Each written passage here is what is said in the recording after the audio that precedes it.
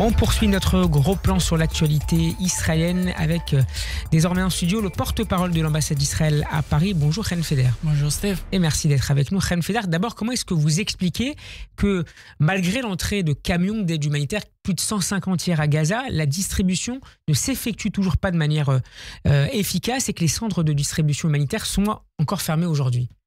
Alors, ils ont pris une pause d'une journée avec le centre de distribution. Et pourquoi?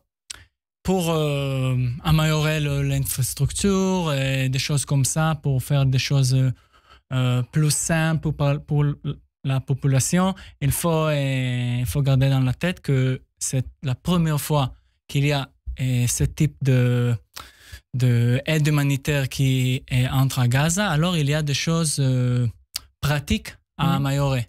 Mais en même temps, il n'y a pas de remise en cause du principe de cette aide humanitaire. Pas du tout. L'inverse. Il y a une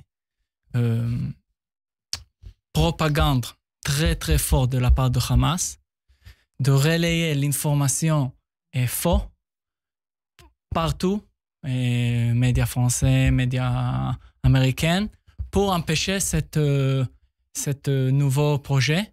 Notamment sur les tirs qui auraient visé des populations qui seraient venues chercher de l'aide humanitaire. Tout à fait. Et il faut dire très clairement que ce n'est pas l'armée israélienne qui a tué des civils qui est venus pour prendre l'aide humanitaire. Ce n'est pas du tout le cas.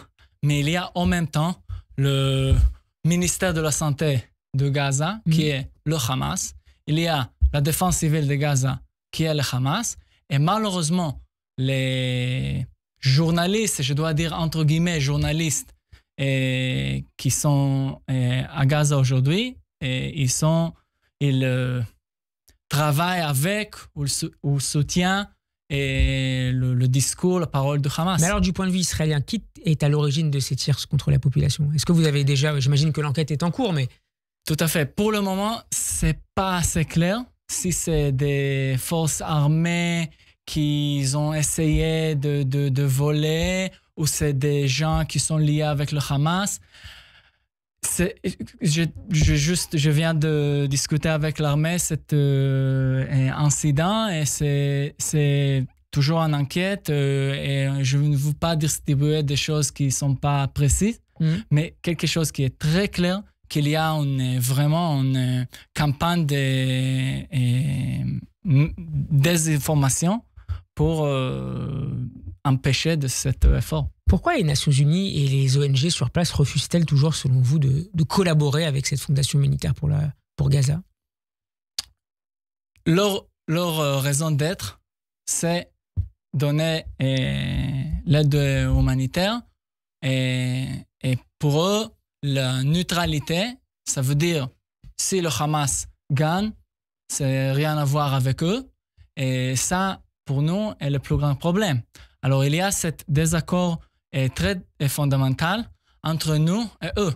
Pour eux, aide humanitaire, si le Hamas l'utilise, ce n'est pas un problème. Vous leur demandez de choisir, autrement dit, aujourd'hui. Tout à fait. Et il faut choisir comment continuer et trouver des solutions pour la population de Gaza. Parce qu'il faut être très, très clair que le Hamas ne peut pas continuer comme il a utilisé l'aide humanitaire jusqu'à maintenant. Sur le plan diplomatique maintenant, Chen Feder, le Conseil de sécurité de l'ONU doit se réunir ce soir pour voter une nouvelle résolution de cessez-le-feu à Gaza présentée par ses 10 membres non permanents. Vous craignez que cette résolution obtienne une majorité ou est-ce que vous comptez sur le veto américain qui serait le premier qu'utiliserait l'administration Trump depuis son retour au pouvoir sur le conflit, en tout cas aux Nations Unies? Premièrement, s'il y a une résolution qui commence avec la libération de notre otage, c'est pas une résolution.